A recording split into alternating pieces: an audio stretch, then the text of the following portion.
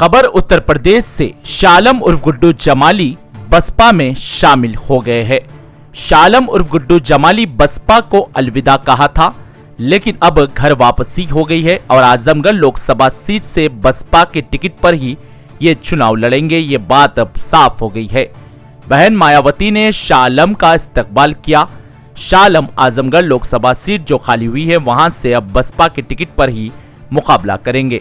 कयास लगाया जा रहा था कि मजलिस के टिकट पर आजमगढ़ लोकसभा सीट से शालम मुकाबला कर सकते हैं, लेकिन शालम ने मुबारकपुर विधानसभा से मजलिस के टिकट पर हार के बाद अब बसपा में शामिल हो गए हैं।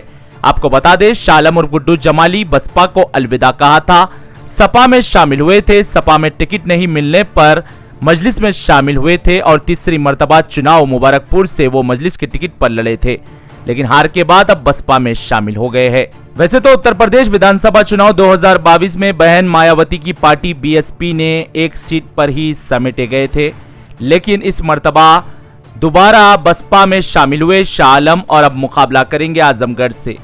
आपको बता दें, बैरिस्टर असदुद्दीन अवैसी चुनाव के नतीजों के बाद बहन मायावती के लिए बहुत ही अच्छे शब्द कहे थे और कहा था कि बसपा खत्म नहीं हुई, जिस दिन भी बसपा खत्म होंगी उस दिन बहुत ही अफसोसनाक दिन होगा।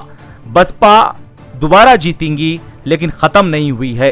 अब शालम बसपा के टिकट पर आजमगढ़ से मुकाबला करेंगे चुनाव में। ब्यूरो रिपोर्ट, भारत की तरक्की।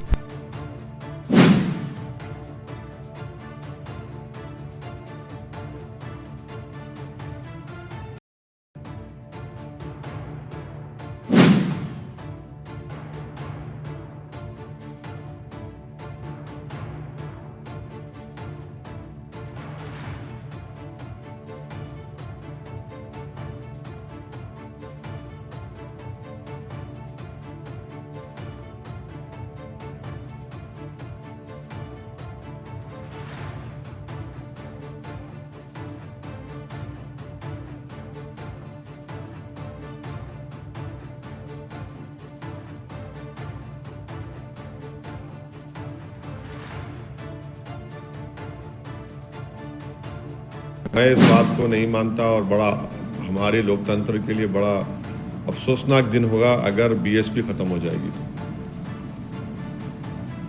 बड़ा अफसोसनाक दिन होगा।